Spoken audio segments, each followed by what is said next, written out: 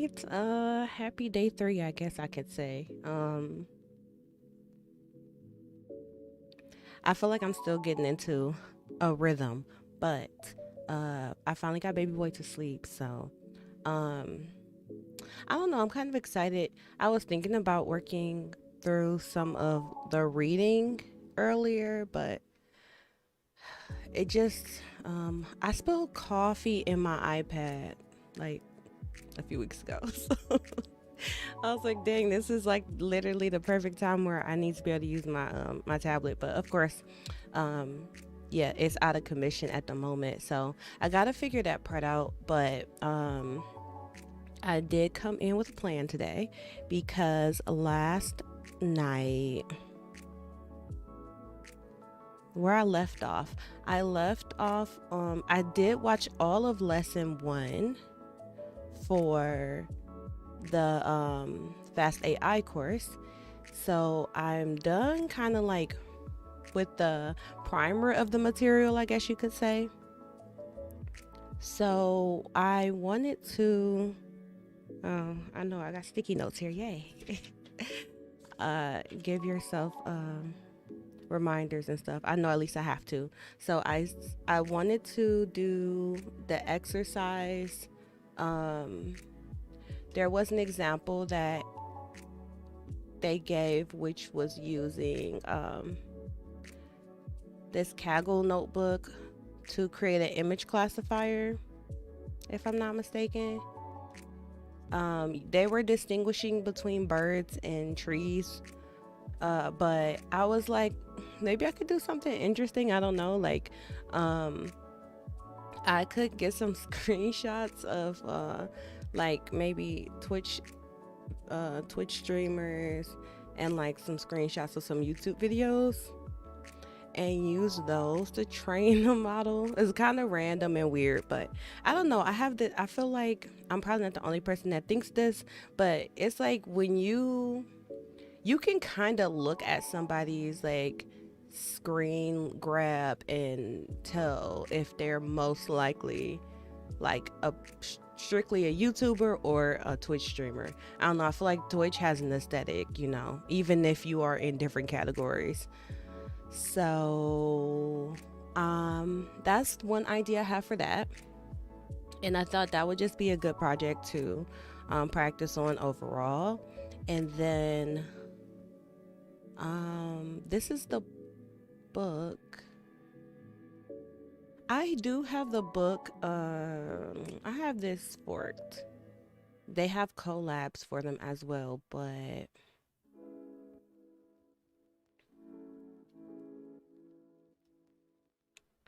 I have a fork that I have locally. Now, I think the only thing about my local copy is maybe I should look at that. I'm pretty sure my um my code wasn't running. My notebook wasn't running the last time, and I didn't really dig into it. So I'll probably have to check into that and see. And that's more so to follow along with the book material because it is recommended to follow the book as well as the course, side by side. And pretty much the homework for the course is reading. So I should put, oh, the book is right here. I was gonna say I should put a link to the book in my log. So today is day 3. And I'm also going to try this thing where I, mostly because I'm starting so late in the day, but I want to try this thing where I do my logs at the beginning of the session just because I have, in the past, I fell off from my logs super early on. And mostly because I would wait to do my log at the end of my coding session and that just wouldn't work out. So thoughts on the IO event? Okay, first of all, look, this is what happened, okay? I was trying to watch the keynote. I watched the main keynote, and then that like afternoon desire for a nap really kicked in. Plus, baby boy was already taking his nap. So I was dozing off during the developer keynote, but I want to go back and watch it because I did like some of the things that I saw from the uh the initial keynote, and how, they were trying to introduce AI and everything. Like, literally, I was I was actually watching it, like taking notes and stuff. So um these are notes from the main keynote. Yeah, this all is from the main keynote. So I liked that they were, for IO, they went back to what are their values when it comes to AI. And I think it's really important for especially the big companies that are out kind of leading the charge, or even if they're not actively trying to take on that role, that's how the public perceives it. So, they brought up multiple times what their values are, what Google's values are for AI, which is, making AI helpful for everyone. And then that was like four pillars. So, improve knowledge and learning, boost creativity and productivity, enable others to innovate, and build and deploy responsibly. So, it was some like nice, it was some nice new features rolling into some of the tools, which was like, I don't know, that hadn't covered crossed my mind. Even though it probably should have. Like, as soon as Microsoft was like, "Oh, we're gonna put ChatGPT in Bing," I'm like, "Okay, we'll see." I'm still not gonna use Bing, but I see what you did there. But a lot of the tools that a lot of us already use daily, are getting um, some updated features. So there's that. And then oh, so in Gmail, Help Me Write is coming to Gmail. So that's nice, right? So if you were already using something like ChatGPT to help you like craft emails or whatever, Gmail is getting Help Me Write. They talked about immersive view in Google Maps, which is basically like this idea that you can, when you plan out a route, you could actually kind of see a render of how the area looks. But now they're going to have immersive view for the entire route, where literally you can like do like a aerial view through whatever route you're planning on taking. And then it will also show traffic and weather estimates for the area at the time that you're going. And then Magic Eraser and Magic Edit is turning into Magic Editor. So that was really cool how they did a demo on that. Um, Talking about Bard, yeah. So there was something that was talked about. So Palm 2 is their, I guess, their main baseline, not baseline, but foundation right now, as far as a lot of the models that are deployed. But they talked about Gemini is their new model that they're working on. So they want it to be multimodal, and eventually a lot of the stuff that is based off of Palm 2 right now is going to move over to Gemini. Um, some nice things more on the, AI responsibility side of things. They were talking about how to track if something is made through AI, basically synthetic data or synthetic images, things like that. And they talked about watermarking and metadata, which is like the main ideas I've heard so far. But I think, those only really work for videos and um, images, things like that, where you can more easily, maybe even if you actually physically created documents, right? But it doesn't really help for content that's generated. I think there are some things that are like, there are some models out there that are actually designed to try to check if something was, like an article written by ChatGPT, or like a paper written by ChatGPT or something like that. So watermarking and metadata, I don't know, those don't really necessarily fit into that. It does help with stuff like deep fakes and um I don't know, maybe there's going to be something about copywriting with the watermarkings and stuff. So I don't know. But the Gemini model, I want to see where they go with that. But they were like, it's really early, but as they get to a point where they're ready to deploy it, then everything's going to move over to that model. And watermarking and metadata, for example, are something that is like standard already. Like they're starting out with that in mind when they built this Gemini model. So we'll hear more about that. And then Bard. So yes, they talked about Bard. Of course, I haven't used Bard. Oh, you know what though? Bard is it should be in public access. I forgot when did they say Bard AI? It has been they said today they're removing the wait list. So okay. I was literally like had baby boy and was typing notes and doing all this stuff while they were doing that. But yes, okay, so here's Bard. So I'm definitely going to spend more time with Bard now that so yes, no more wait list. Okay. Um I be trying to be up on this, y'all. Like this is I mean, I thought about it like this. When I first wanted to get into software, I kind of had an idea of the things that I needed to learn, but also I thought like I had to remind myself like what was my mindset back then. So it occurred to me sometime maybe a week or two ago, like I need to sign up for every AI thing that I can find. um I need to be like at consuming as much information as possible because it's a lot, right? And it's the same thing when you first get into development. Like when I first started out, I was going to like all the meetups, anything that was coding related.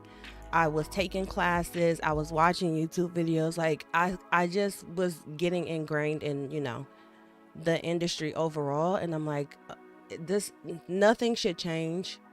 And I think that even in just paying more attention to what's going on in the conversations, that helps a lot too. Because like I'm not gonna be I'm not gonna be coding 24/7, but every day, there's a lot more information to get into. So y'all see, I actually literally I was literally sitting there taking notes. So I'm gonna watch the developer keynote from the beginning, and then see, because I wanted to see some of those features that they were talking about, because a lot of this again was more like the consumer tooling, but they did talk about Bard in particular. So yeah, the wait list is open. They said that Bard is a lot better with the math, logic, and reasoning. Also knows 20 programming languages, and they have code citations built in. So I haven't seen code citations in ChatGPT. And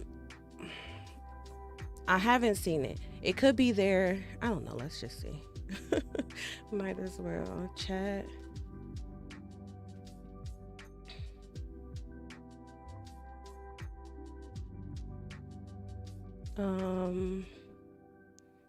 Can you show me how to create a hello world in TypeScript? This is a 3.5 turbo.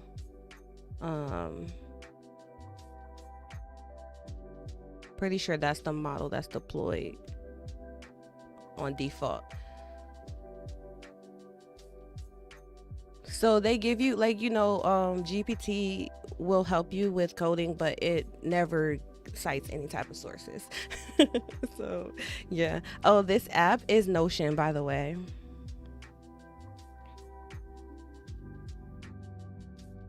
Bart is getting a legit. Okay, yeah. So they were really emphasizing that like they're like math, logic, and reasoning is way up, which makes it way better for programming. Oh, I thought this was nice. So first of all, they talked about a lot of export options, which is like, yes, Google. That's what y'all supposed to be doing, okay? Because um, so With Bard, let's do this. Let's do this real quick. I might as well. Let's do the same prompt. With Bard, they said that they have export options apparently. Like, why don't we already have that in ChatGPT? But whatever. They have export options. It can go to Docs and it can go to Gmail. There's also a way. Let me see. Can you show me?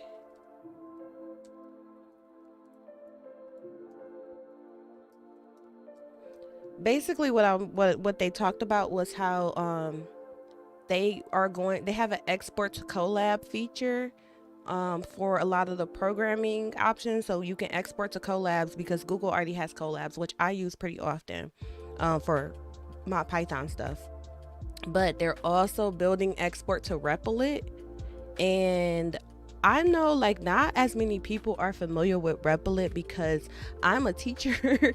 you know, I teach coding, so Replit is like one of the main tools that we use when it comes to helping people, code for the first time without having to set up a whole developer environment. And back in the day, it was real straightforward, like um you could come on here and pretty much any language that they have support for, you could run your code in the browser. Replit, it's a REPL, like it's the same kind of it's the same kind of REPL you have in the terminal, but they have built in a lot of features over the years.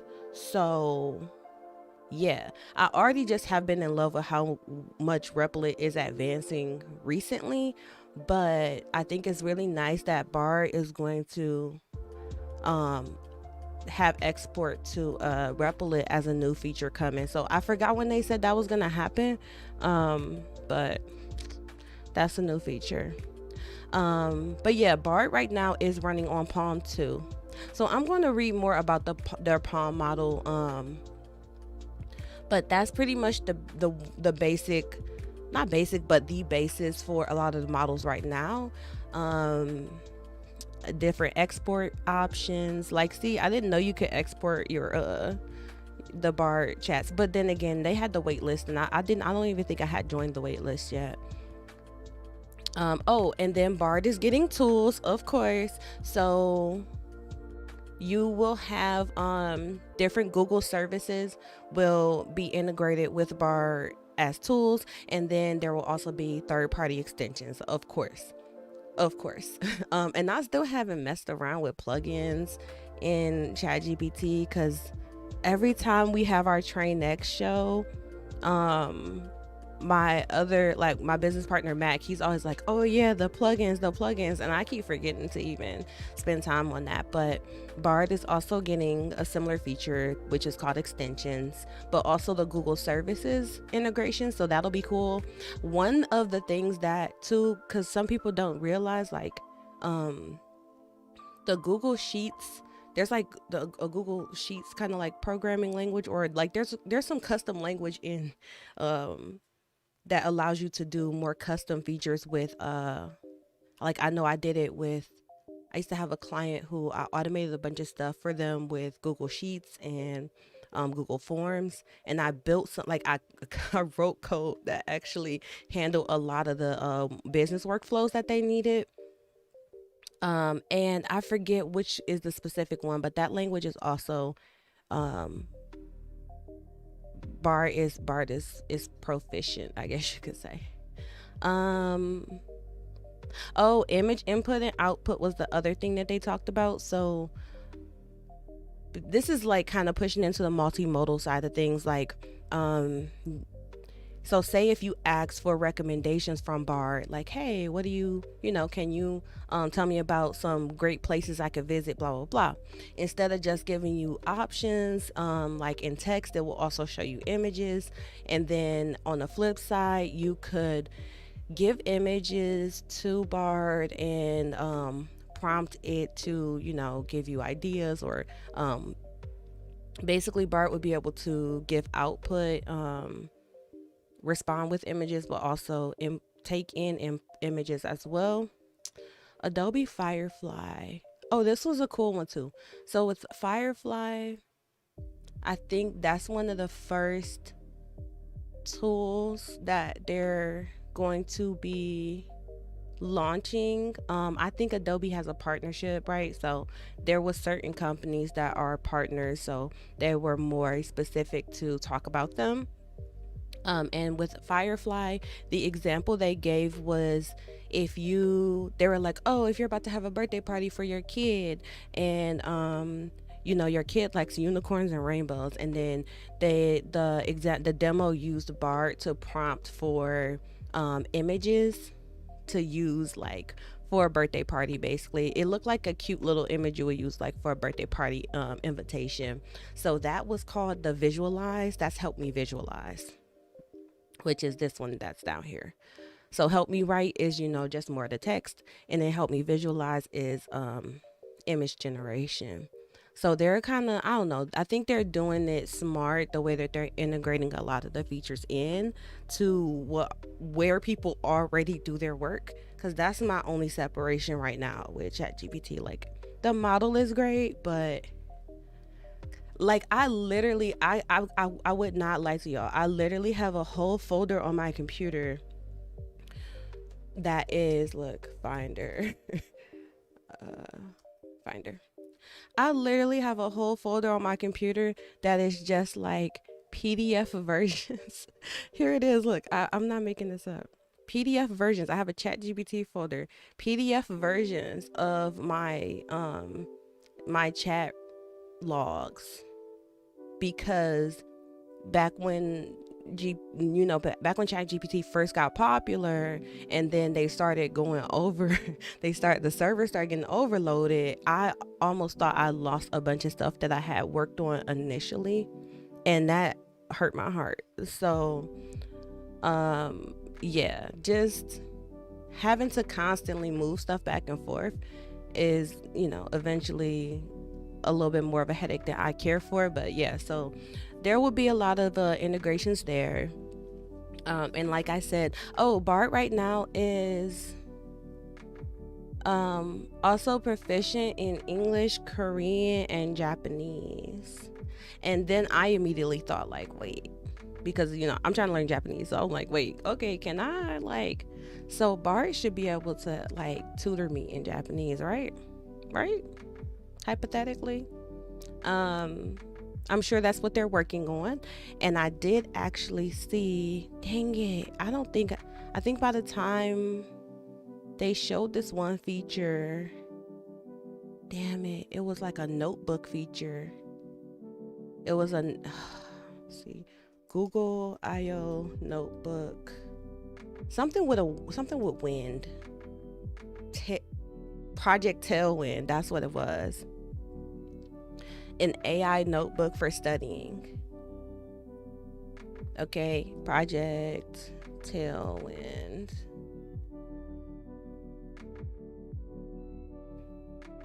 Okay, here is,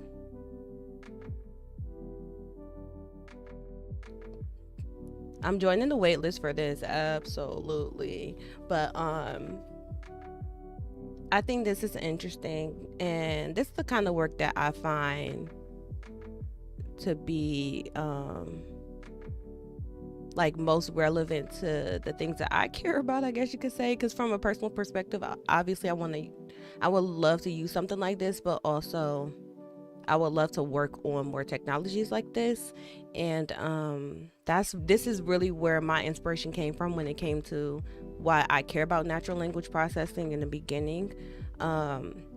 So you can, Project Tailwind, with Tailwind, basically it literally, you can have it takes your notes from Google Drive and uses it as a data source in order to tutor you. So I'm just like, my mind is spinning. Um, it was a lot of good stuff in their keynote, and that was just the main keynote. Duet AI for Workspace is basically some of the LLM features coming to Workspace. So Help Me Write, Help Me Visualize, and then they said there's going to be 6 more additional features that are coming to Workspace. So it's going to be getting rolled out, but then by the end of the year, Um, consumer workspace accounts and company workspace accounts should have Duet AI. Um, mm, mm, mm, mm, mm, mm. Yeah, so there was more that they got into. They definitely got into like on the Google Cloud side. They talked about Vertex and enterprise search, so you literally can like kind of have like your own Google search, but just for your internal data. Um, and I thought that was interesting. So though that's a really really custom feature that definitely Google has the capacity to be able to do. So I don't know, I haven't seen other companies talk about that, so that might be a big push for Google Cloud, because I feel like Google Cloud definitely lags behind. AWS is like the standard, and then Azure is like default for Windows development in general. And then also Azure now gets the GPT models. So yeah, we'll see. This is the biggest area I think that I would like to see Google step up in, and that's coming from a perspective of somebody who like has been like working with recruiters, and like I would work for Google for sure, but I think the cloud space, I would like to see them do a little bit more there. So uh, I'm interested in seeing where they go with that. And there's a whole cloud track. So I'm going to get into the different sessions as well throughout the week. But yeah,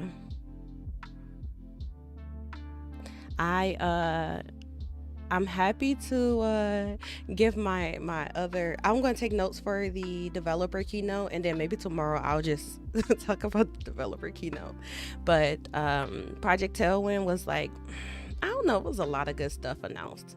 So I was feeling good because I don't know if y'all saw like the scramble that Google had going on right after Microsoft announced that they were putting ChatGPT into being, and just like that whole little couple weeks, they were getting a lot, like Google was getting a lot of they're getting a lot of like negative press, I guess you could say.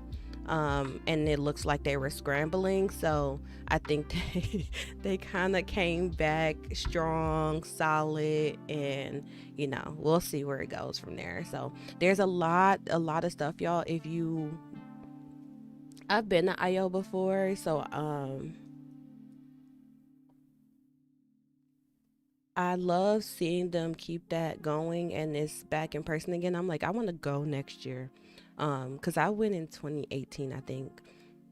But even if you don't go in person, you can always catch like all the sessions online. I think what they said they did this year is, as soon as the keynotes were over, they were going to open up the sessions. So here's a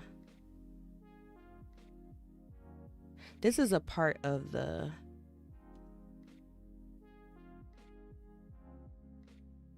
I think this is a part of the keynote. TensorFlow was like a big part of their AI material this year, so I'm going to look into more of that material as well. Here, let's look at AI. Um, I'm trying to look at something that would definitely just be a session and not be a keynote. Right? See, keynote.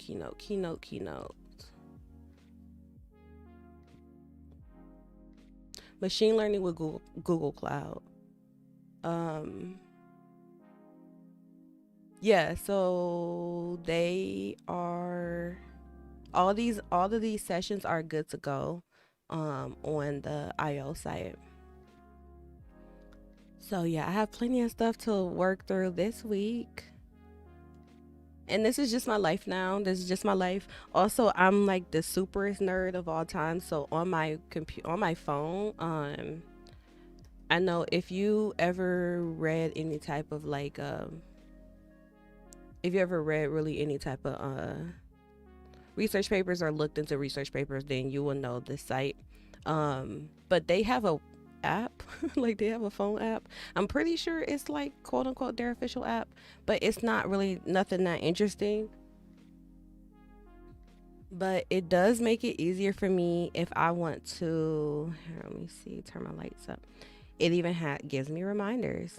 It makes it easier for me, like whenever I'm like in bed or putting baby boy to sleep or something. Um, I just have this.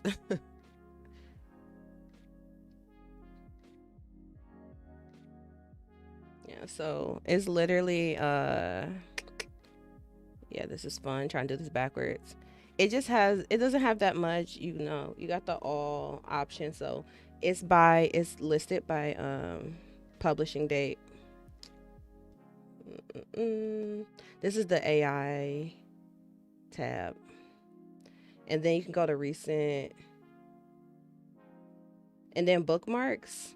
So I have been making like I mainly have two lists. I have like the LLM list and then I have other like the reading list is other. And they do have like a search option. The search is not that great, but it's okay. Like you can see, I was looking for the intention is all you need paper, but it was published so long ago that it is not really easy to search back that far. But yeah, so this where's that app? I just downloaded this last week and it helps me be able to get through papers a little bit better because um, I always have it with me and I can easily just scroll through and look for stuff that looks interesting. So, yeah, it was a nice day. I was really mad at myself for falling asleep on I was mad at myself for falling asleep on the developer keynote, but I'm gonna go ahead and watch it. I'll probably watch it tomorrow, like watch it earlier in the day so I can take notes.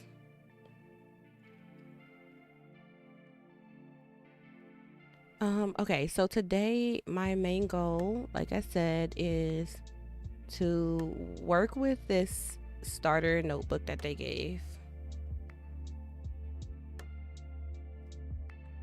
Thank you, Supsa. Have a good one. It's literally almost midnight for me, so this is the last thing I do. So yeah, I my goal is to at least kind of start working on this project, and I'm trying to get my bearings with this course because it's like it's straightforward, but at the same time I'm still a little confused as to the order that I should approach some of these things.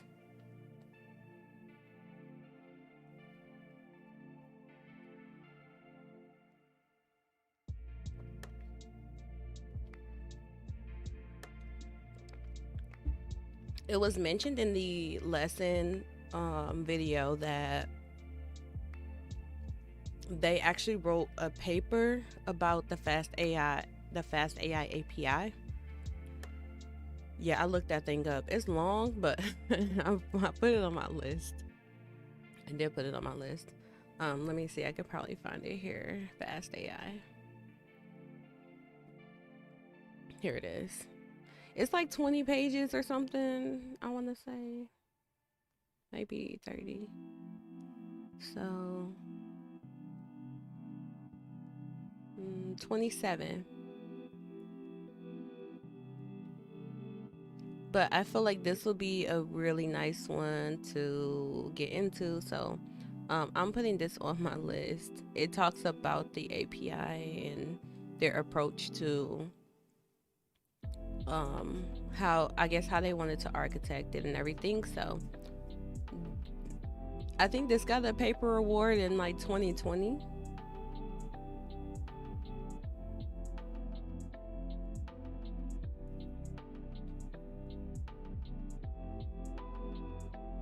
Yeah, so I'm going to be reading that one at some point, probably this week.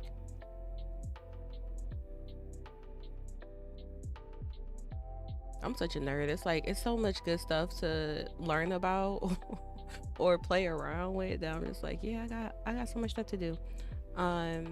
Okay, so I'm gonna close stuff that's gonna distract my eyeballs. Leave bar open. Oh, so let me finish writing my log for today because that was my main thing I was saying since I start so late in the day, but I'm also really like kind of want my I want to get my GitHub graph together.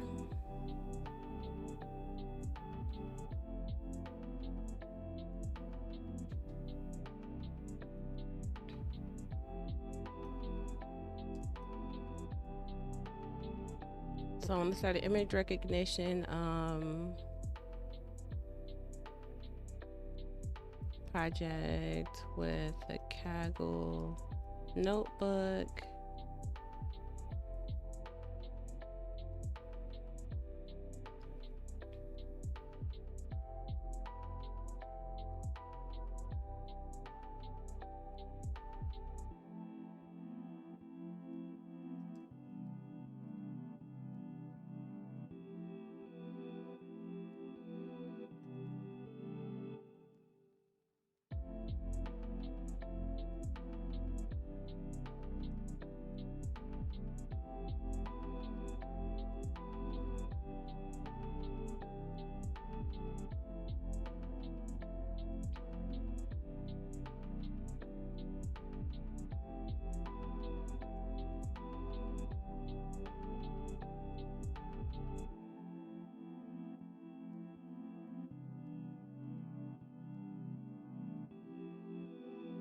Okay, so where's my notebook?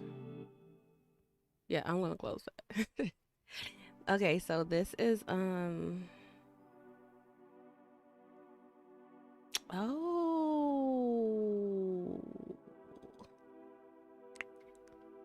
I just thought about this because this one just searches for images.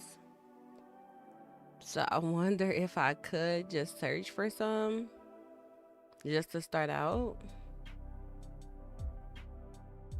Um,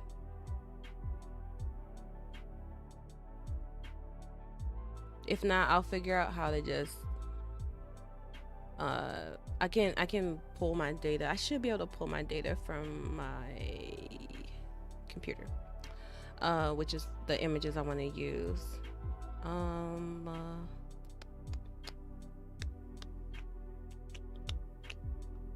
so here's the thing. Maybe I'll make a duplicate of this one. How do I do that?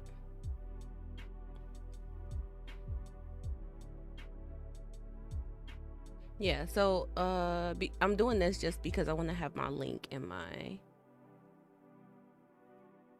log. I want to copy this one. New notebook, import, download. Am I can't edit?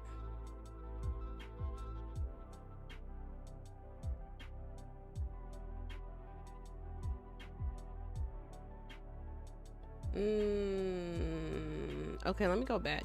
I would have thought like I could just clone this or something, like make it another copy, but I probably just missed where I was supposed to do that. I don't know. I need to do some Kaggle training. That's what I need to do.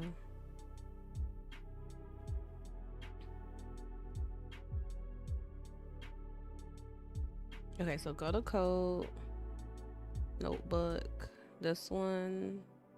Oh, it's in draft anyway. Edit, download, bookmark, delete. That's crazy. Okay, well, I guess we're using this one if I want the version, the other version. I don't know. So I'm gonna call this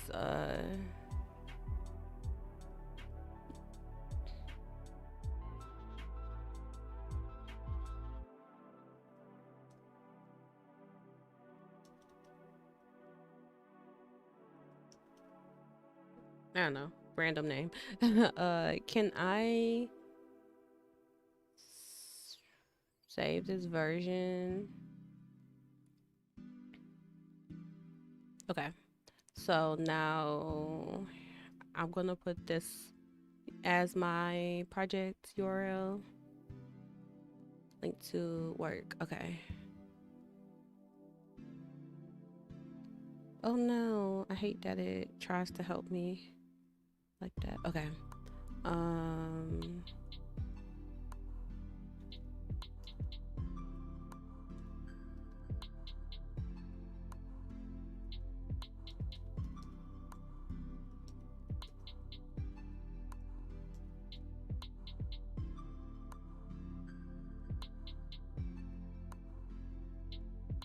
Save that.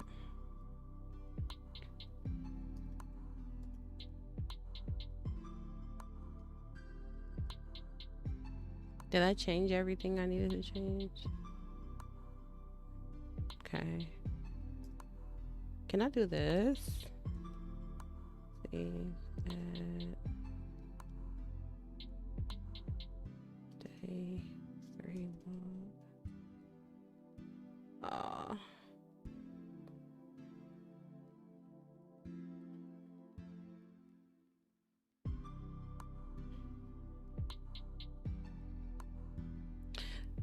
Oh, I can probably add those flags separately, but yes. Oh, oh, mm.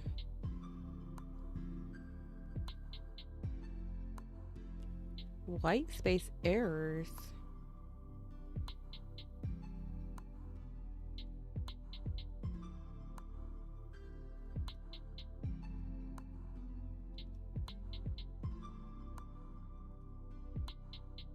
Oh my god, did I just barely get that freaking commit in?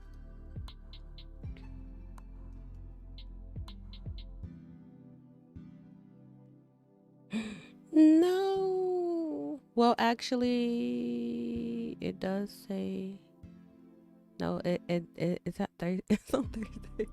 That's so jacked up. Wait, yeah, that sucks. But this one,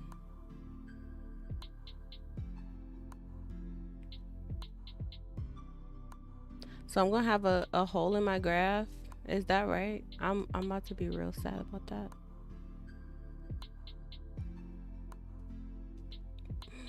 I care about the littlest stuff, man. Where is it? Command 0. Oh, my heart hurts. My heart hurts.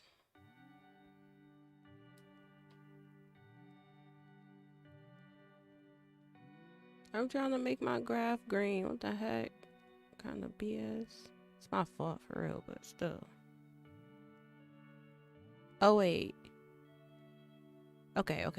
That's what I was thinking. But wait, what's up with my...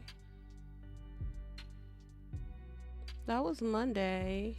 How come I don't have a contribution from from the 9th?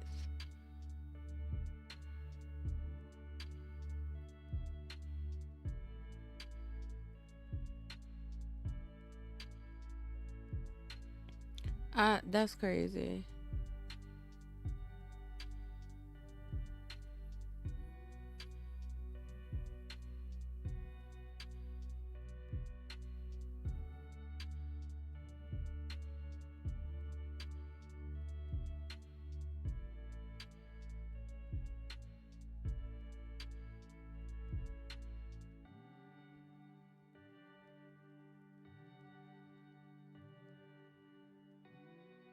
I don't know. Okay.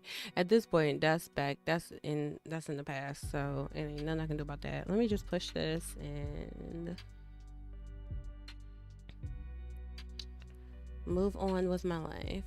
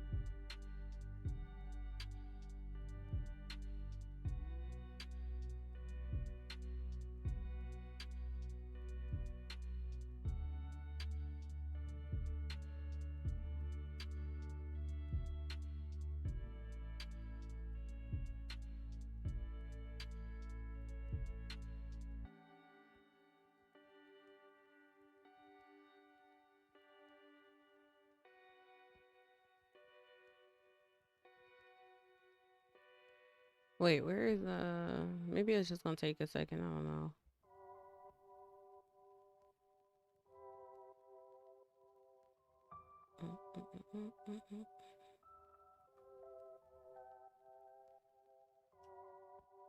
I need to update my okay, at least it's there. I need to update my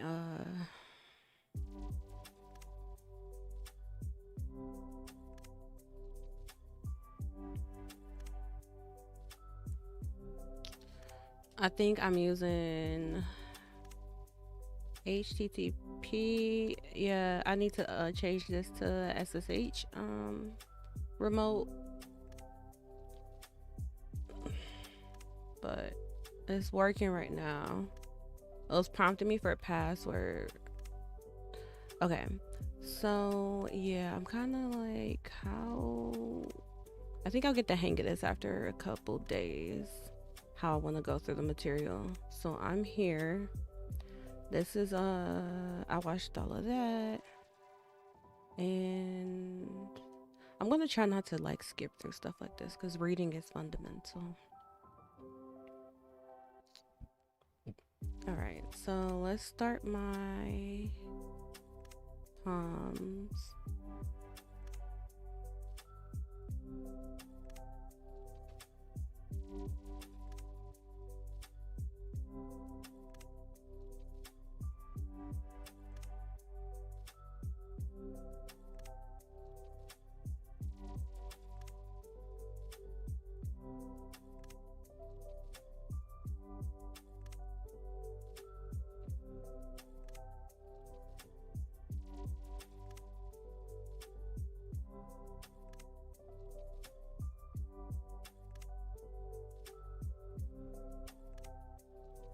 So I have this Jupyter Notebook 101 thing. That might be worth spending a little time on. Let's go here. Just to make sure I'm familiar with the features, because I'm sure there's things I can learn.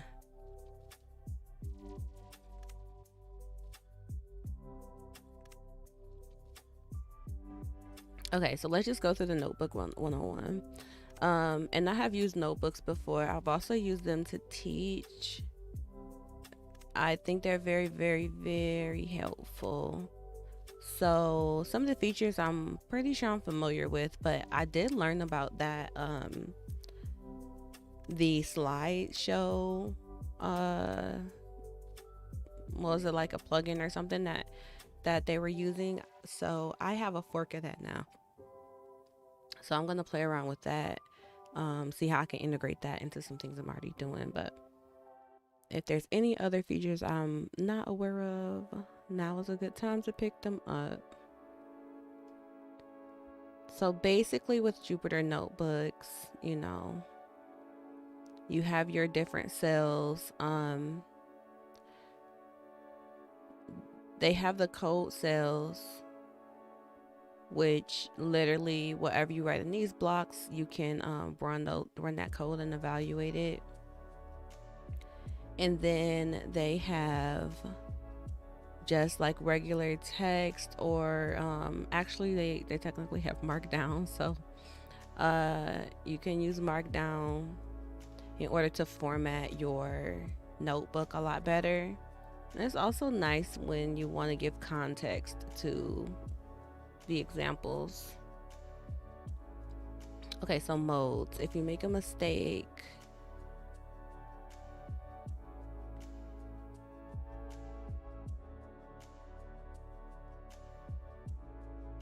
you have edit mode and command mode. Command mode allows you to edit the notebook as a whole and use keyboard shortcuts, but not edit a cell's content. So going between escape and enter, or clicking outside a cell or inside it.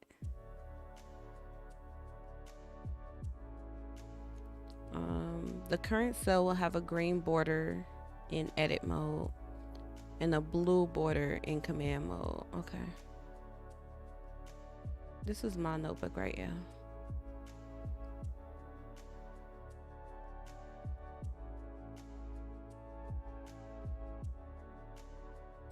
Come on now, you can do it. I believe in you. There you go. Alright, so I can go here, I can press that.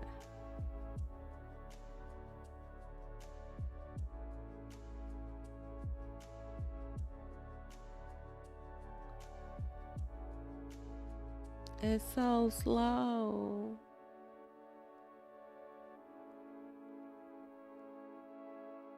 There we go. Okay.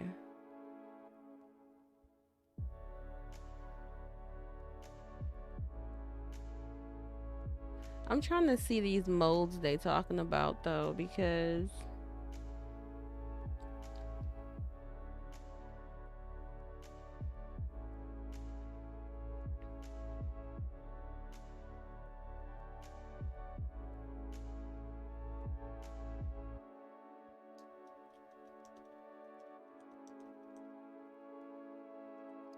I mean, they're not showing as blue or green. So, sure.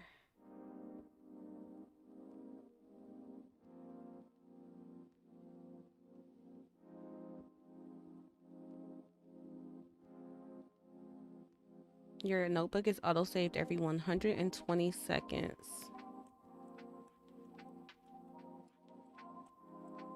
To know if your kernel is computing or not, you can check the icon to the left of your cell. If the dot spinning, it means if the dot is spinning, it means that the kernel is working. If not, it is idle.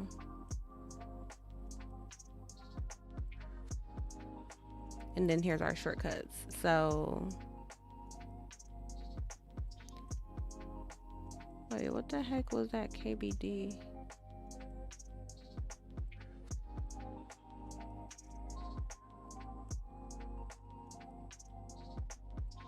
Oh, that makes it look like a little key, huh? Okay, that's nice. Oh my goodness. That is really nice. I had this one example that I was writing through GitHub, through the markdown on GitHub, and this would be nice if I could do this when I'm trying to show the actual, like, you know, keyboard buttons that you need to press. Shift enter runs the code. Up and down goes to cells. B creates a new cell. 00 reset kernel. So literally, okay. Like, oh, fancy. Okay. And then help is H. The heck? It's not helping me.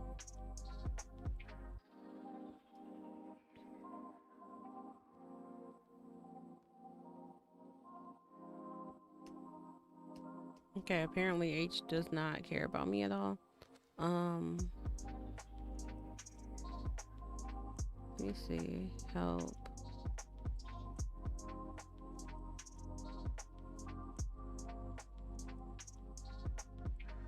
Oh. I thought it would have showed me the keyboard shortcuts. Okay, so I guess I have to come back to that.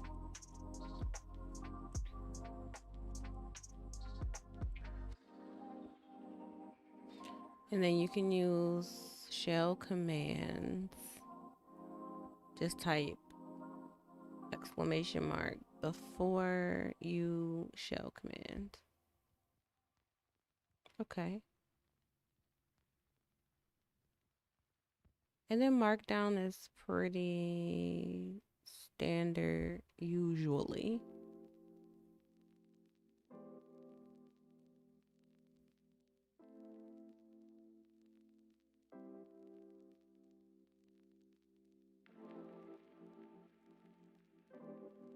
That whole thing was that whole thing was an image. Escape. I really thought that was about to be okay. Um. Anyways,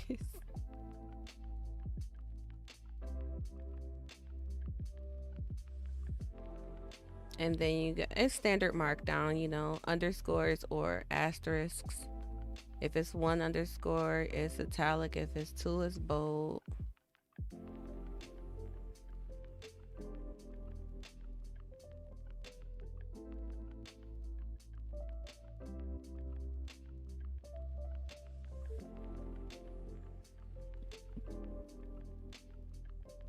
And then they have headings.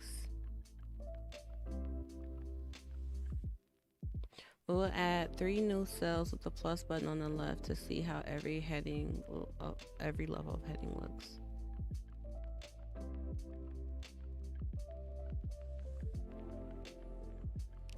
So level 3. There are 3 types of lists. Usually with Markdown, I could just like for the numbered ones, I could just do all ones and then they will automatically number themselves. Indentation. Wait, what? How did that show up? It shows up as. That's interesting. The order list mostly cares about the indentation. So look, let's see if I do this. Yeah, it still should number properly, even if I do this. Yeah.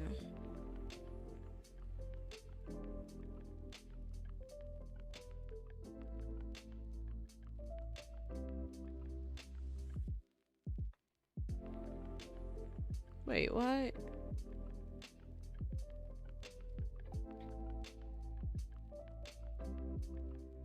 You just erased my changes, but okay. But see, that's showing B. That's not right.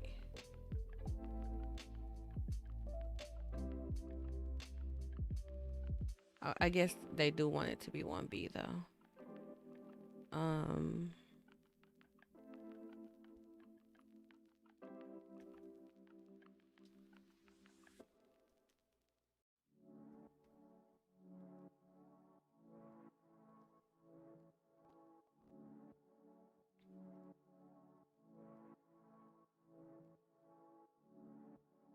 Okay. If I skipped to 3 and 4. Yeah, okay, interesting. I guess that could be helpful. I don't know how, but good to know. Task lists are like the little brackets, and then if you put X's in them, then they will show up as checked. But they're not interactive. Like on GitHub, those are interactive. I think you can click on them. And then code cells.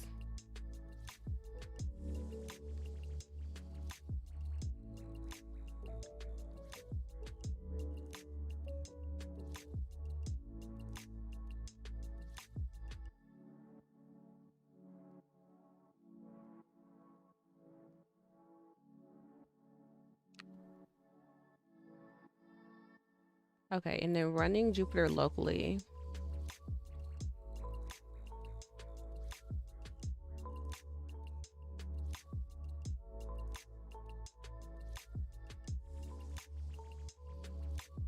I'm not sure that I have like an Anaconda install or anything.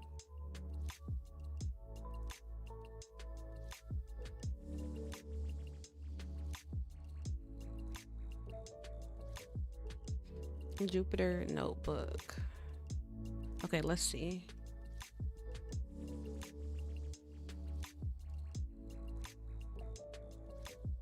Recent.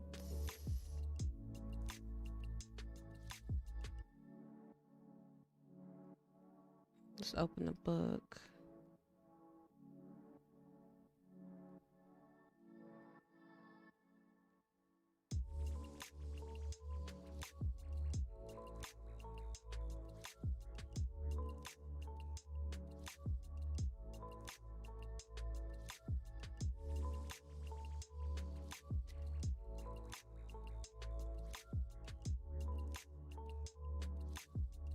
Okay, because I mainly want to see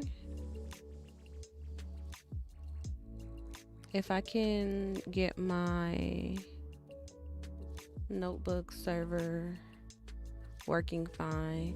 I have no idea if I've ever run notebooks on my computer because I don't think I had Jupyter running in the last like 6 months. But we're about to find out. I'm gonna let it finish detecting kernels.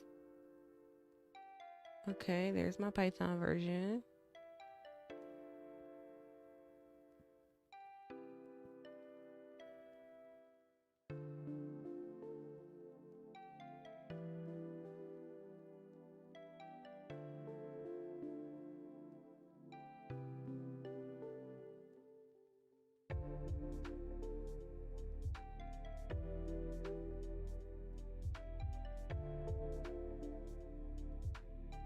Is it done? Okay.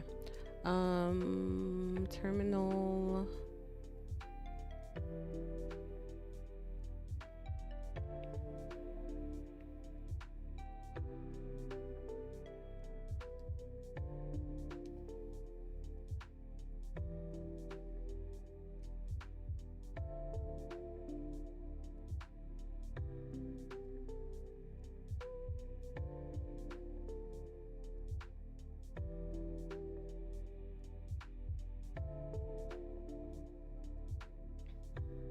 Wait, what was I looking at?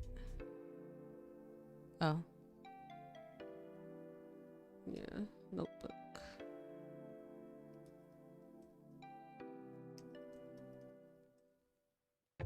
Yeah, I need to install that. Oh no.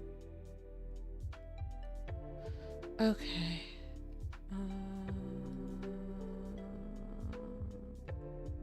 Let me go. You know what? Let me do this. Because, wait, they should have some instructions for me, right? Because I do want to have notebooks running locally, even though I won't probably do a lot of training locally, but it's still good to have, especially for the going through the book material as well. But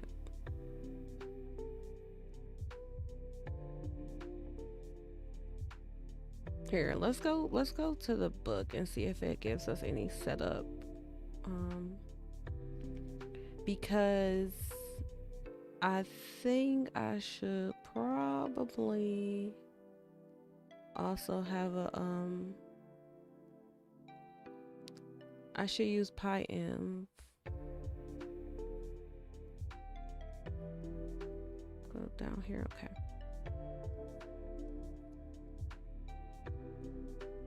And then I have a, let's go to the preview of this.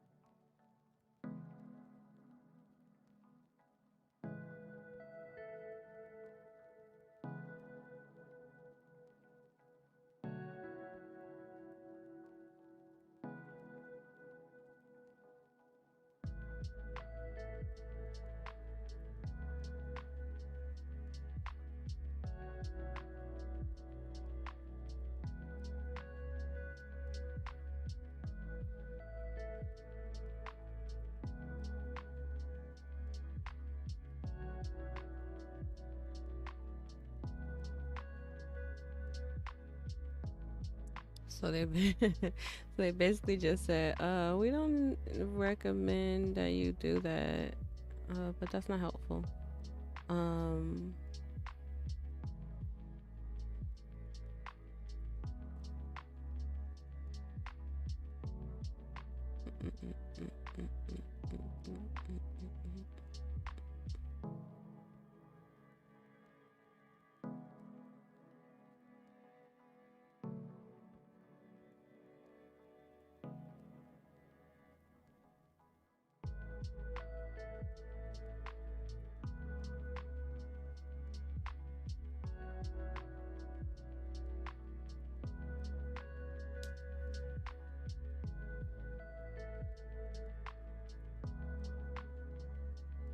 Oh, I don't. It's pip 3 on my computer, ain't it?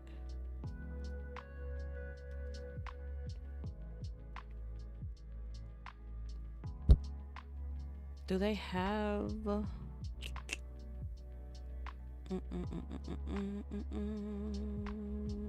don't see one. Let's see Python.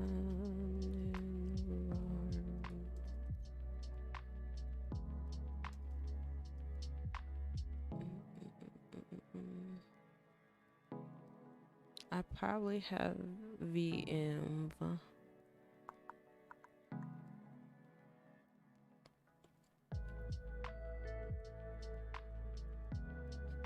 I probably have VM. Yeah, see, I was looking up deleting the environments.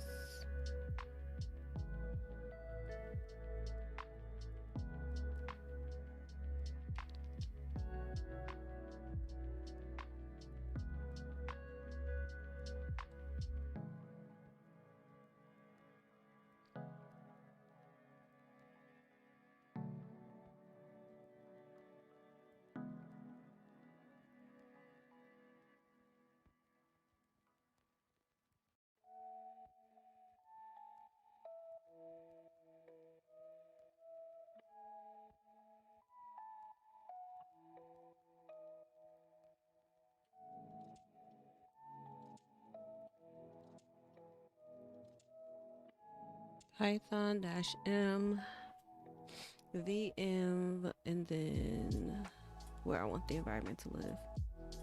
What instructions was I following before?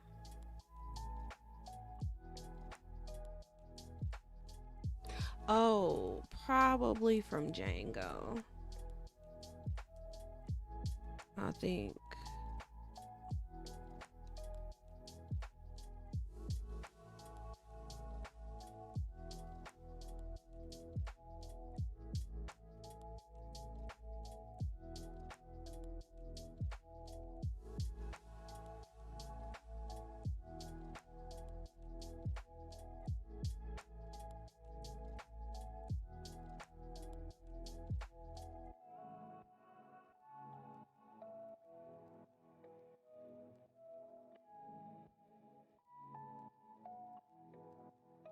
Yeah, so I'm pretty sure I was going through this guide whenever I set up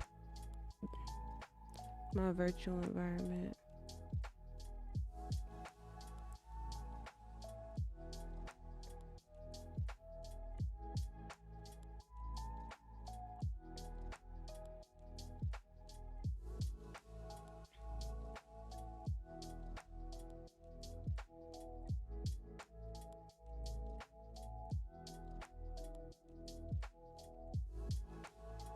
They would have had a reference.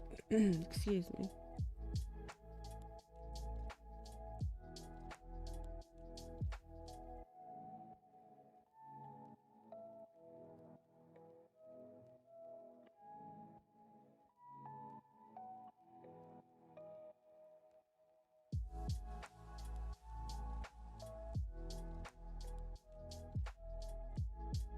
Oh, here we go.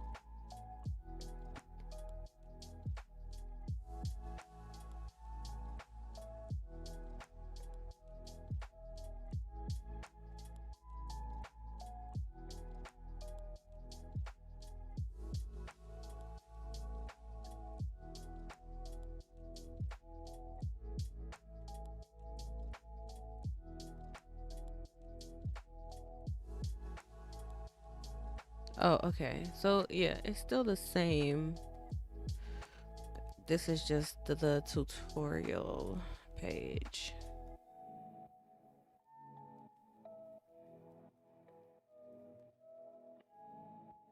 Yeah, I know I did all this before.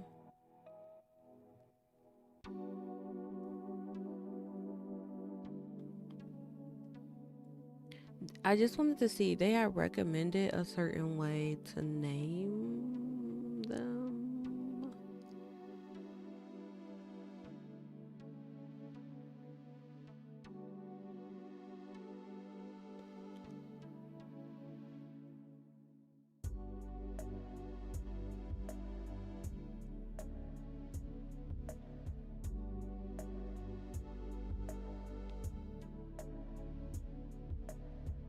A common directory location for a virtual environment is .venv. So how was I doing mine before?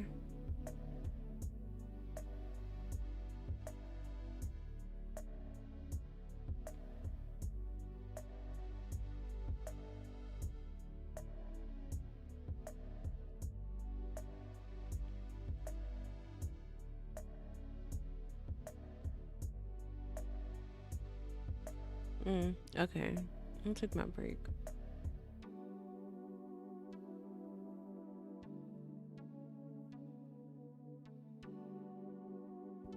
Yeah, 5 minutes.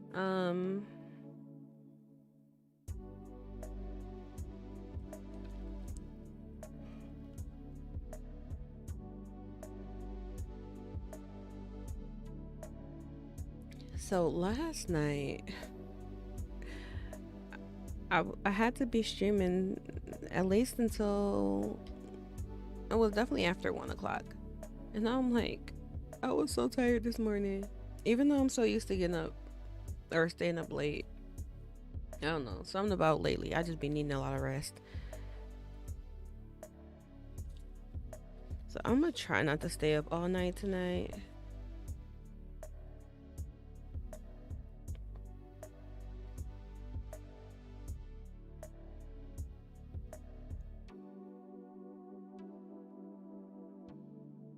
Okay, I really want to have the virtual environment.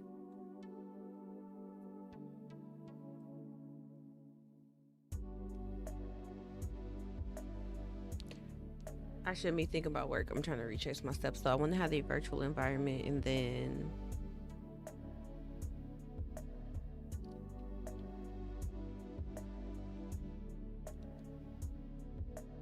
set up the notebook install. But I'm trying to think like, no, I think that makes sense. I think that makes sense. I just don't remember, where did I put my virtual environments last time?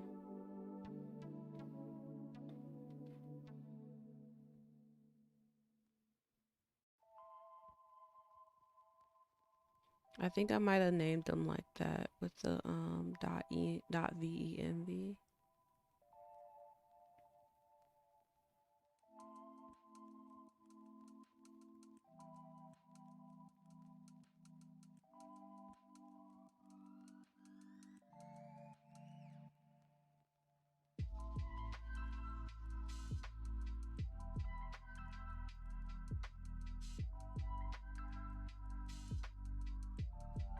I'm so hungry, man. This is like, it's way too late to be eating too.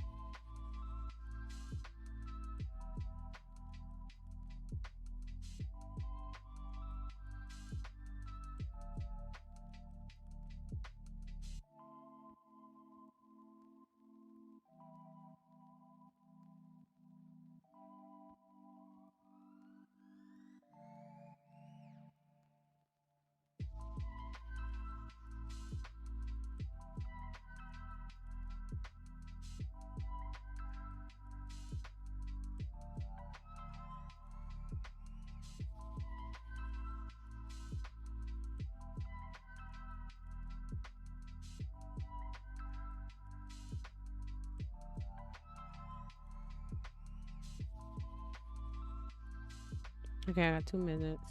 Let's see. Let's see. It's like at this time of night, it ain't even nothing good open. All you can get is some fast food or some Coney Island.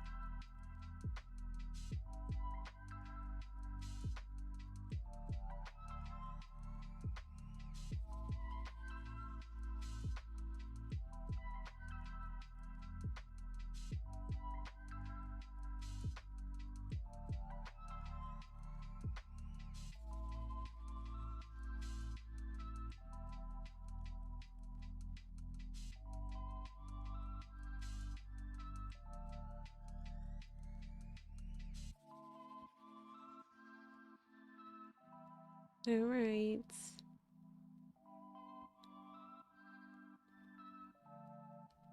Not enough time for me to figure out what I wanted.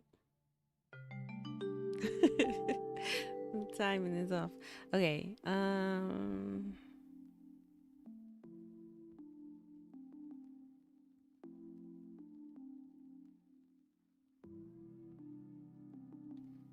Cause it's like if I do it now, then I can eat when I get done.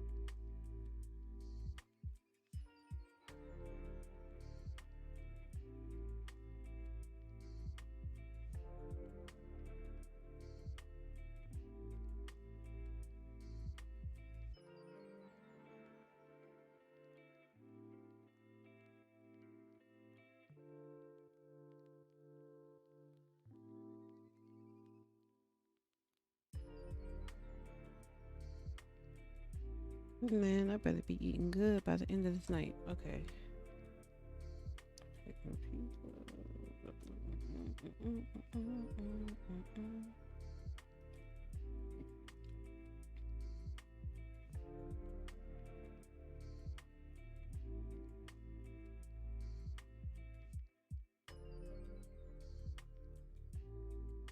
You always putting bacon on something, man. I really don't eat a lot of bacon these days. Makes me seem like a weird American.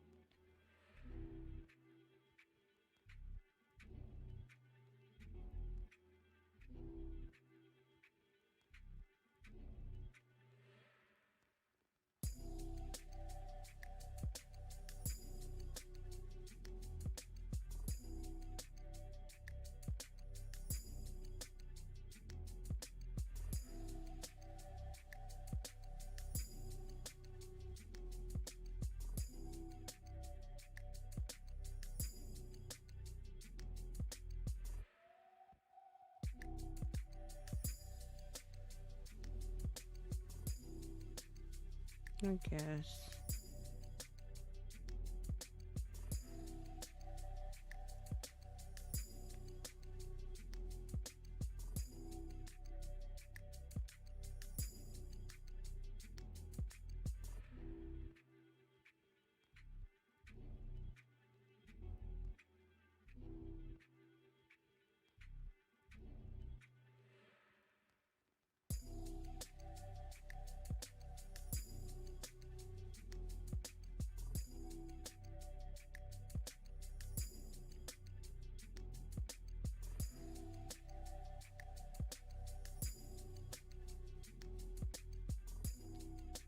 Well,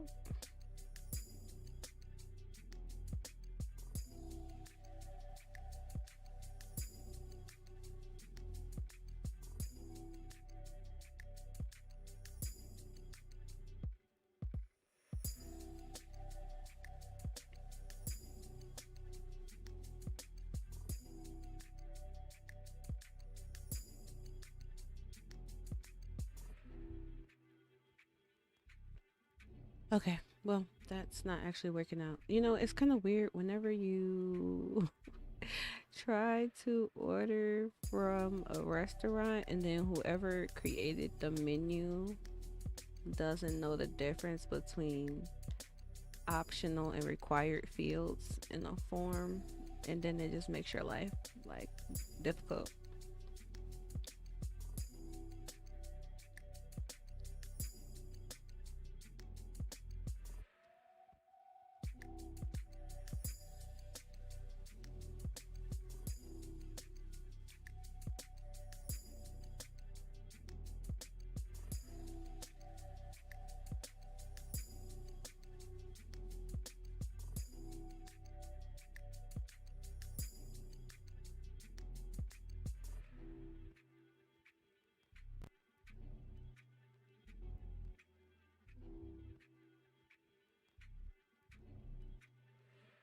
That's hilarious.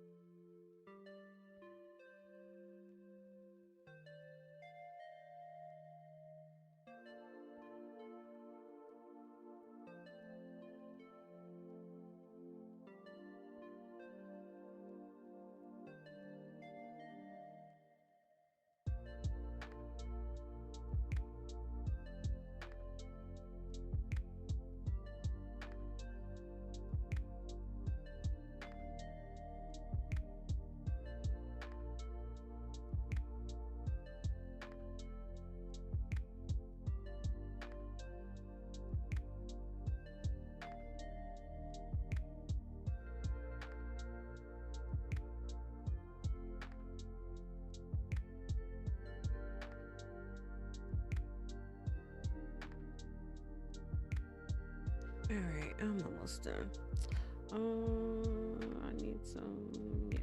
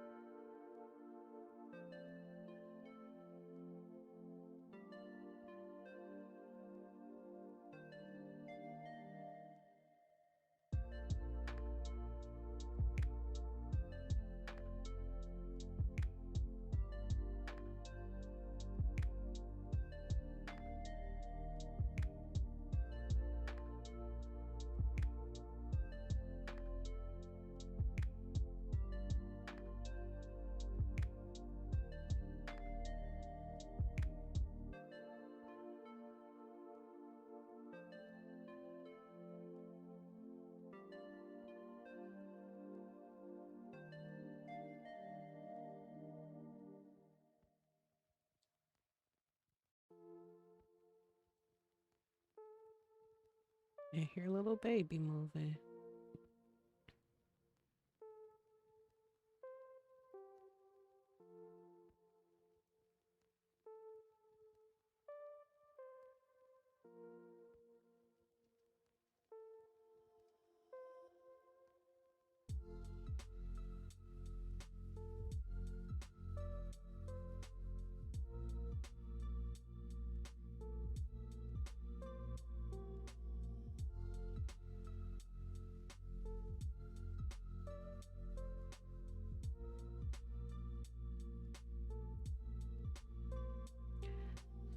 All right, I guess I just had a long I just had a long break. Um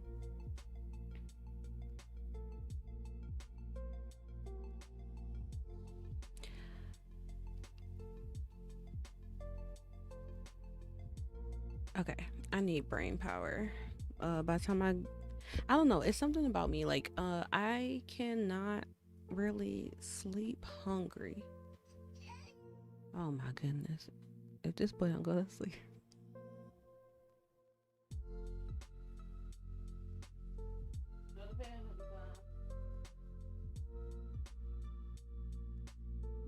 I see you. Goofy baby. What the heck? He waking up like I tricked him into falling asleep. All right, last palm. What the heck? I need to get my desk organized. I have like a whole brand new desk I haven't even put together yet. Okay, so Python -m VM and then .vm. Pretty sure that's what they're talking about. So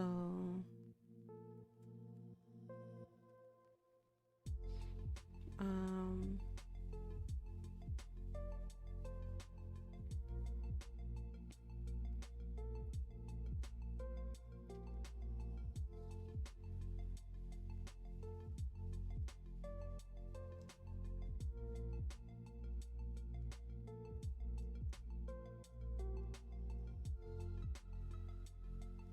oh my god. It's so annoying. I need to fix the aliasing on the Python command. We noticed a new environment has been created. Do you want to select it for the workspace folder?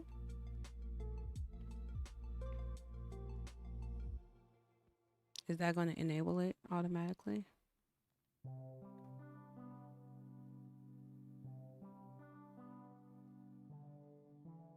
Wait, what? Is it running or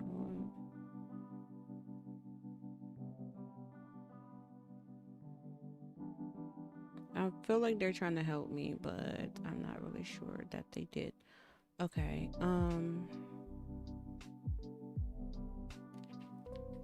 So that's, let me see. Let me just activate it myself. Source.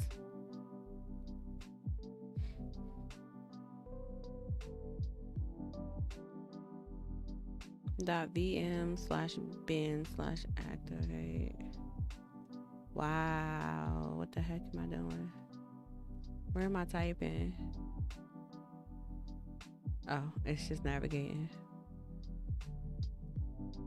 Source. .vm. No. /bin/activate.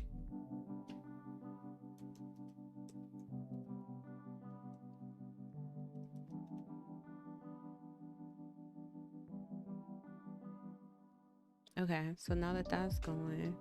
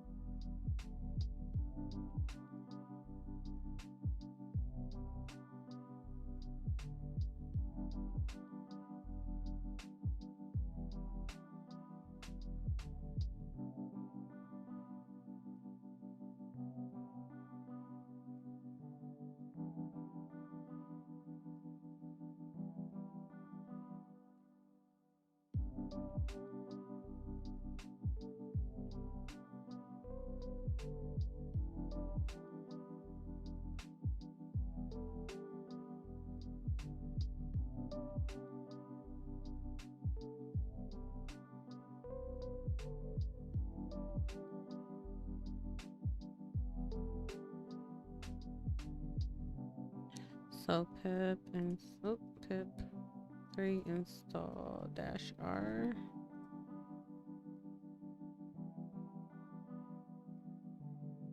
Right, pip 3 install dash R, and then the requirements file, which is literally called requirements. Okay, that should work.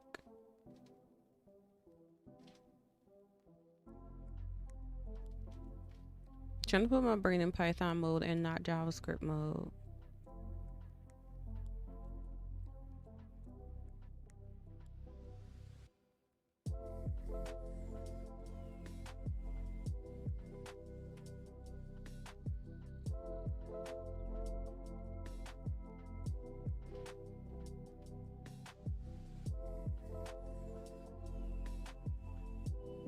Okay, so let those install.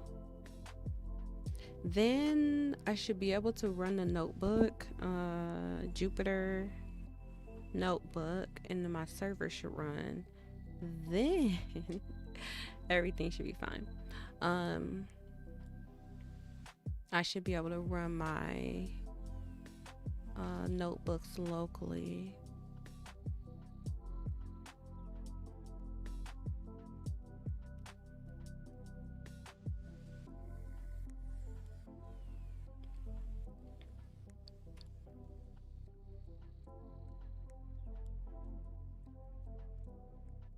I want to see while this is doing this, how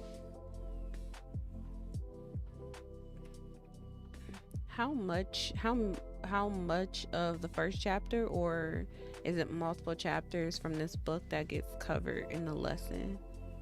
That's what I want to look at.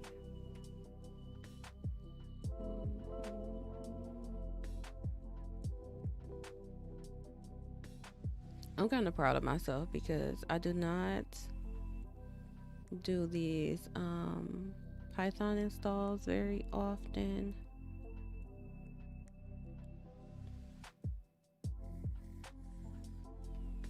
So it's like a lot of this stuff I feel like I should know how to do off the top of my head, but I don't. But I will.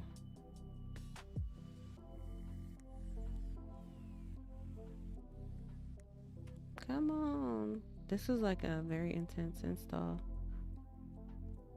I wasn't expecting that. I don't know why I wasn't expecting that. I only saw like 5 things in the requirements file.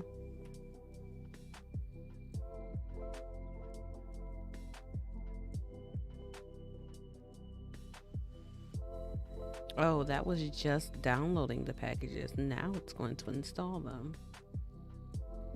Got it.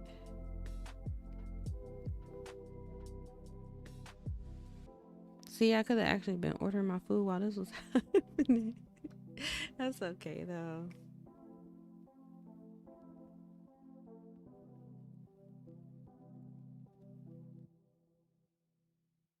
I wish I was getting some output, some kind of feedback right now. Okay, let me see. I want to look at this tab. Okay, so that'll be helpful. What problems? 49 problems. What is this? Oh, that was from earlier or yesterday when I tried to run it. Those should go away once I try to rerun it, but I need to give these some time to install. It's a lot of packages.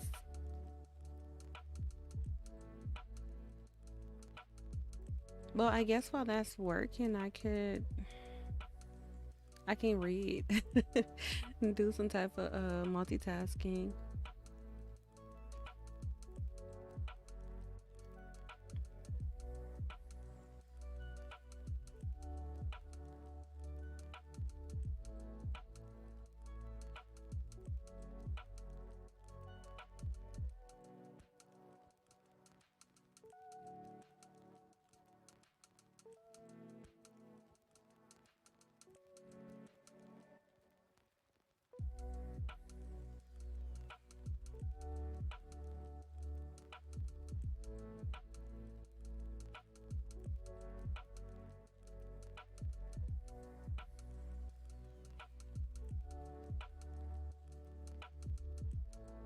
This is my motto right here. Oh no, I'm moving it. Deep learning is for everyone. If I had like one message to give, especially to developers, because it's kind of like, I don't know, it bothers me to see a lot of developers are like, just have no idea what like AI is in general as a technology, and like not really looking into it. Because like I always say, I'm like, for me, yes, I'm trying to specialize in machine learning, but just in general, developers, this is like new, this is going to be a part of everybody's lives, just like frameworks and all kind of other libraries that we use. So I hope this is another opportunity for some folks to see that it's not as bad as you think. I should update Pip. Oh, it's on a new version.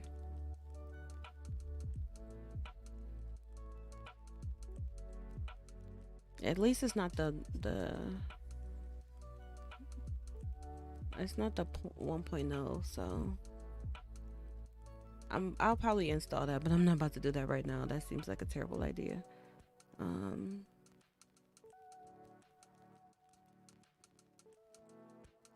just in case if anything is not compatible.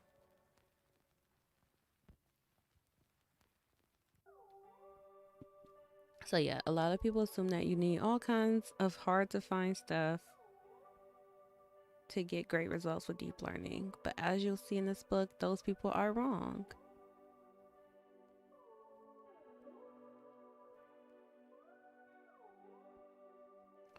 A list of a few things you absolutely don't need to do.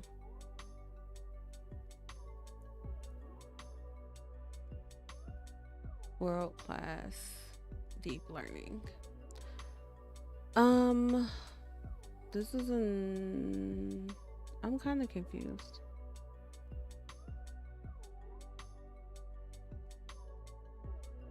I restarted. Restarted.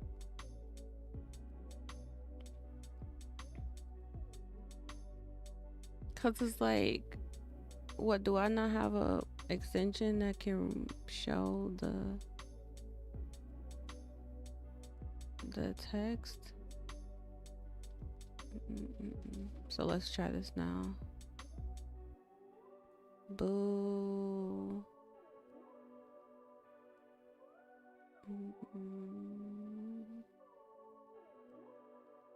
It's still, hold on.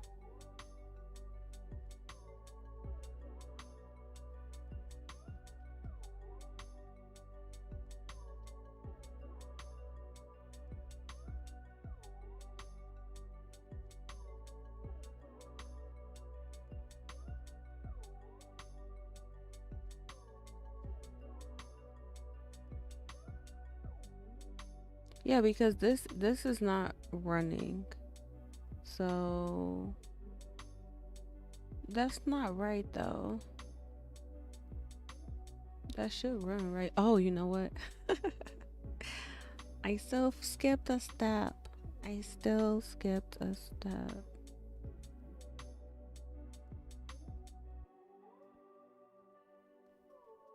Wait, I might actually, did I install this? I can't even remember now.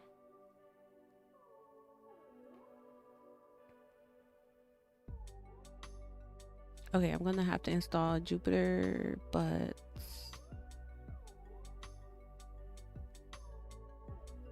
pip install Jupyter. Yeah, cause I'm like trying to run the notebooks and it's not even running because the server's not even running. Pip install Jupyter.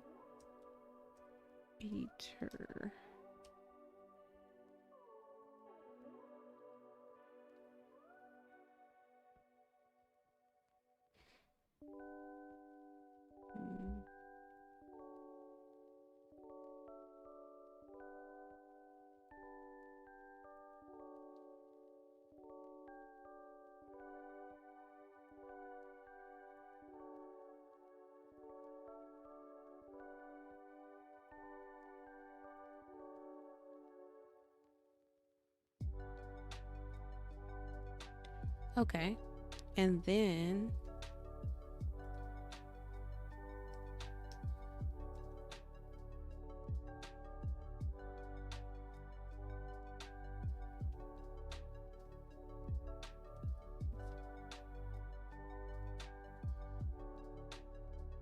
hold on. If it's on a whole nother window. Oh, come on. Trying to bring you over here.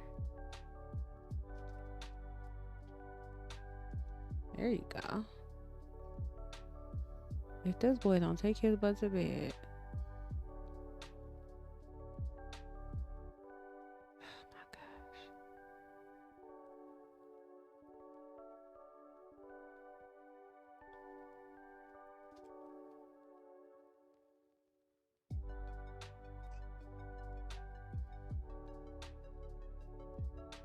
That's weird. I probably need to.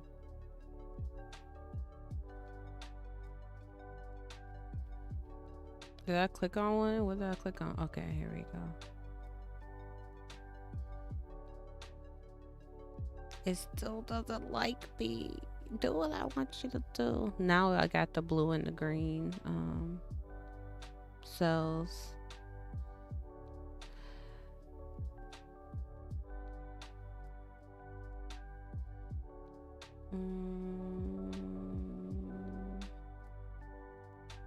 No.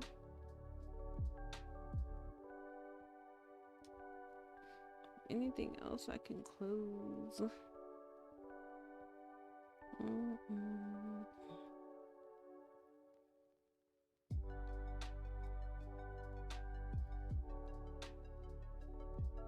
Okay, it looked like it ran that time. Yeah, I think so. What's chapter intro?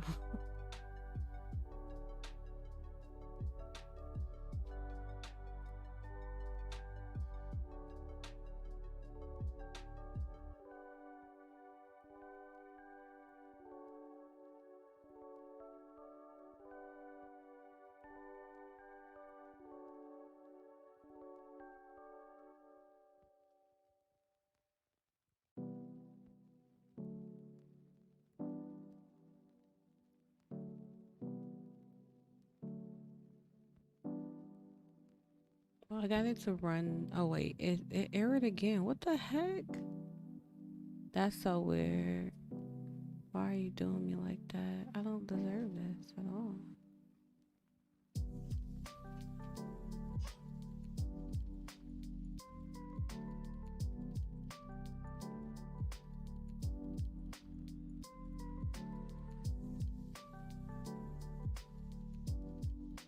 Maybe this is erroring, possibly.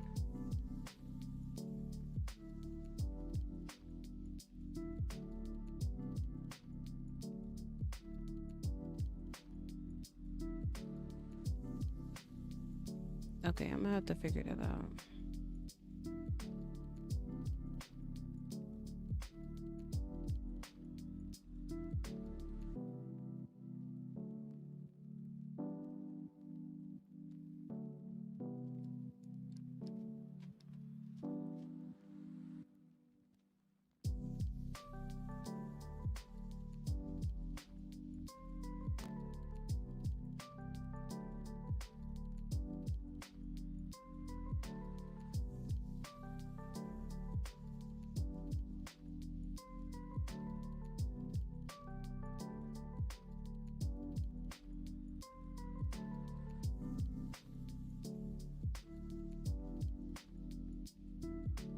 Deep learning is a computer technique to extract and transform data, with use cases ranging from human speech recognition to animal imagery classification, by using multiple layers of neural networks. Each of these layers takes its inputs from previous layers and progressively refines them. The layers are trained by algorithms that minimize their errors and improve their accuracy. In this way, the network learns to perform a specified task. We will discuss training algorithms in detail in the next section.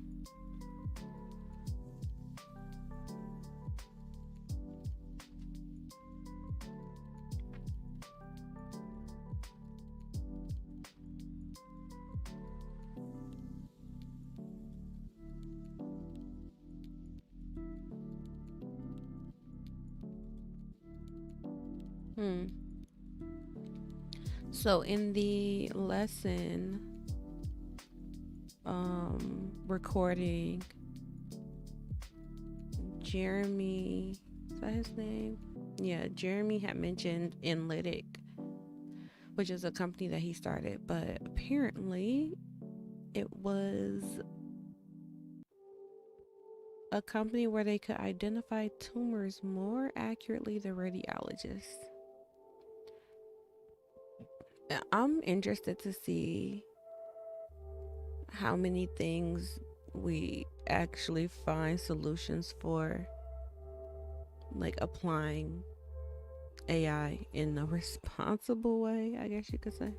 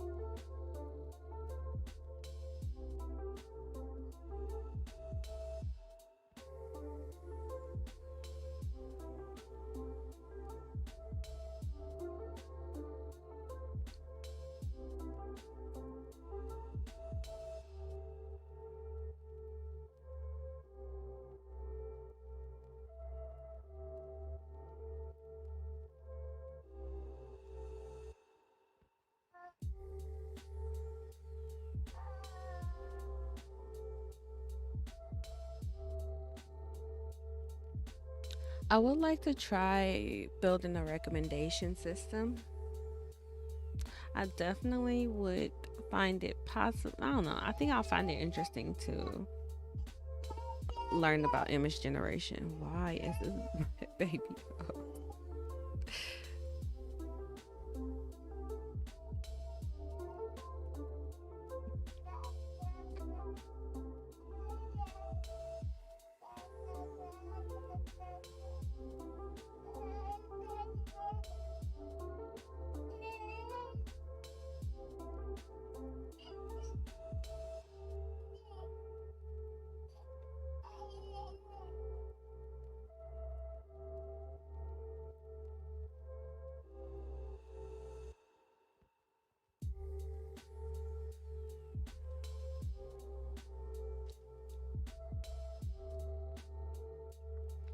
What is remarkable is that deep learning has such varied application, yet nearly all of deep learning is based on a single type of model, the neural network.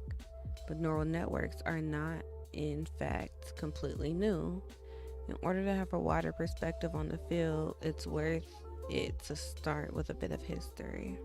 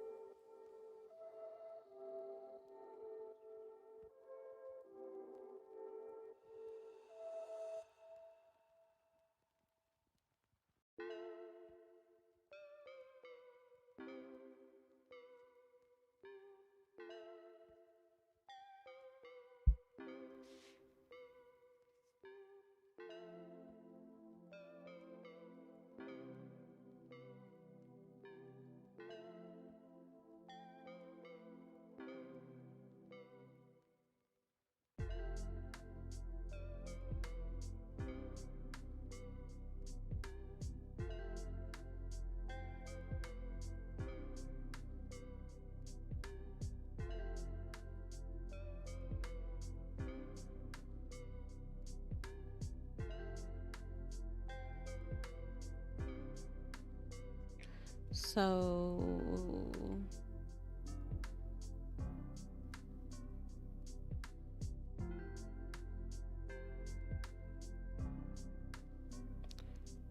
They always want those freaking cookies.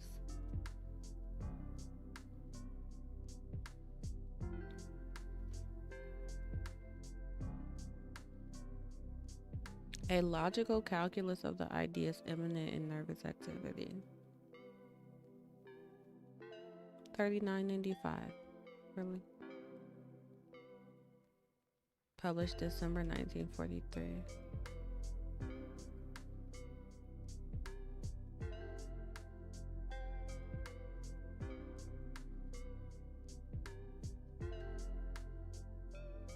Okay, well, escape.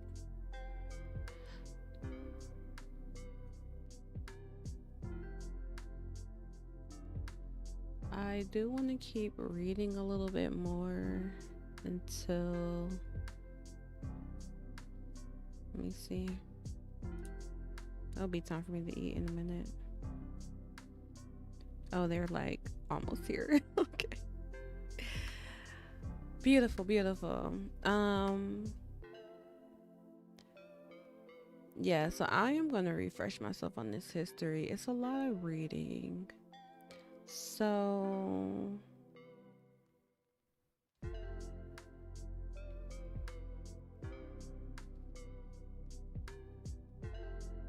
I might read through a little bit more of this before I wrap up for the night. Just finish like this history reading. And then I'm just going to basically pick up where I left off for day 4. So yeah, I feel like I'm a little slow going at the moment, but I'm also kind of I'm getting my bearings. So, and I'm glad I set up my virtual environments and stuff like that. So everything should be working there. I'll probably try to install that Rise. I think it was like an extension for the notebooks to have them work as slides. Actually, that might be nice. Not just as like to present, but that might be nice for me. Like instead of scrolling through the notebook, just flipping through slides and reading them in that format might be nice. So let's see. I am going to go ahead and wrap up my session for the night, and then I'll be back tomorrow. And I'm also trying to get my life together. I always say that, but I am working on getting my life together. So I have more things that I need to actually publish some videos on YouTube. So that's like a part of my goals for this week. So we'll see. But I am proud to be back on my learning journey. I'm such a nerd, so I'm like I'm so excited about all the stuff that I get to like kind of dive into this week. So yeah, in the meantime, I will be seeing y'all tomorrow / today. Have a good night.